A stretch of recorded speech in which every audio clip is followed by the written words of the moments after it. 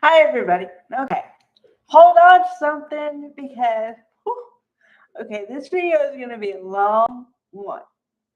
But believe me, I have a lot of stuff to go through, okay?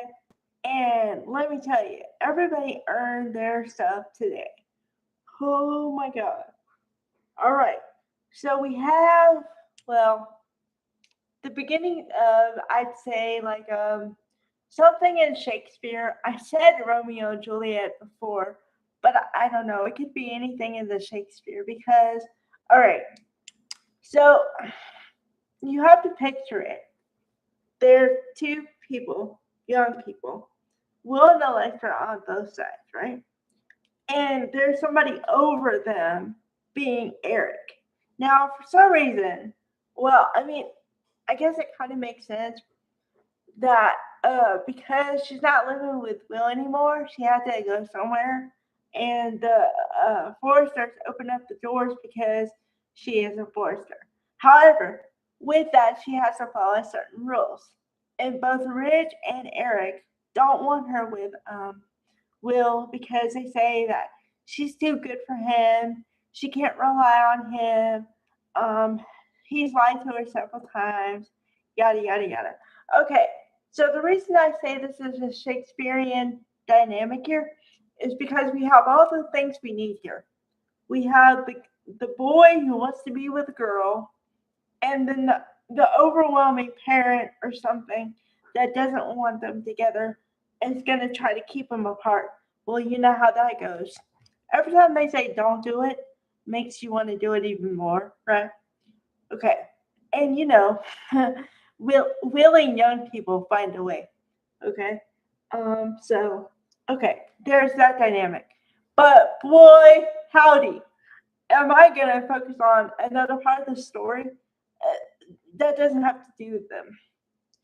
Because Lawrence St. Victor earned his flowers, whatever you want to call it today. Man, if he does not put this on an Emmy reel, there's something wrong with him.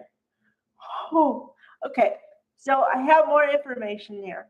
The condition that Daphne is suffering from, the character, is premature ovarian insufficiency, which causes a woman to go into, you know, menopause too early or earlier. So that causes the infertility. Okay, the reason this thing is so huge is because, well, I'm pretty sure it's a real condition.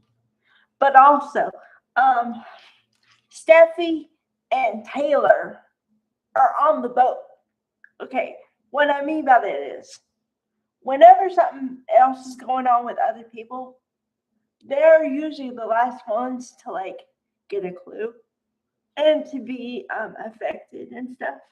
But like, I felt they feel just as bad as Daphne for as a woman because they said they both said that it's hard when because most okay, I'm gonna back up a little. Most girls, when you're a girl or a young woman, you decide whether or not you want kids, and you can decide.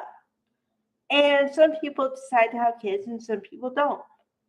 But to have the choice ripped away from you, and to like have those experiences that go along with it, you're never gonna experience it.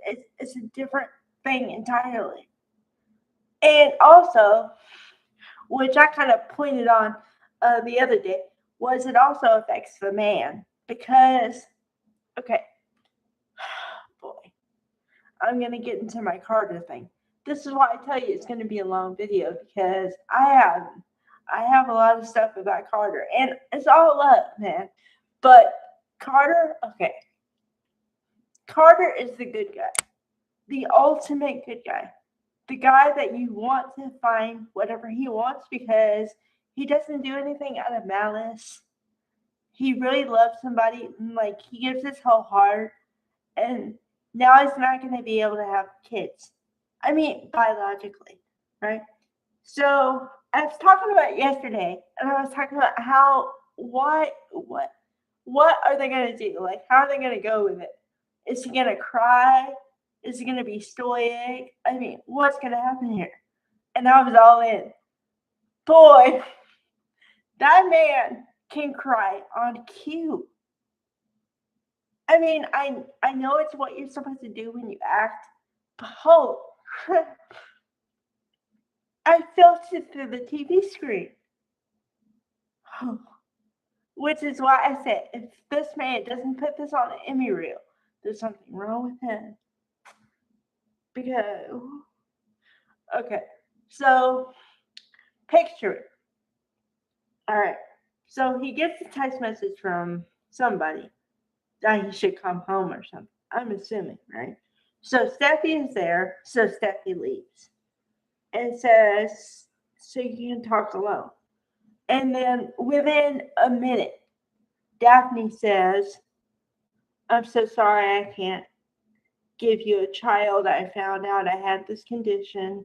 And she said in the end, and he goes, are you sure? It can't be real. Like, you can't have it. It must be a mistake. And she's like, no, it's real. And she's like, sad. I think she's about to cry. I'm not really sure if she's crying yet, but like she's right there, right? So then I'm looking at him going, what's he gonna say? What's he gonna do? I'm all in. And then he's trying to convince her that it'll be fine. And he's trying to be the stoic guy, right? But then he breaks. And I mean, he breaks. And I almost broke again. Almost. This close.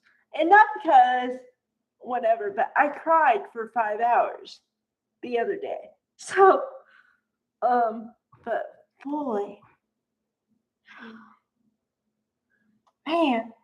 Okay, I am so glad they talked about this, like, in detail and everything.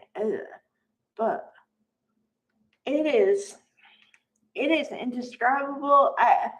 I can't explain to you how good the performances were. The jaw-dropping, awe-inspiring, awesome. Because to talk about something that deep and real, and it's just, they conveyed everything through the script and through their acting. But it was all around today. So kudos to everybody. All right, bye everybody.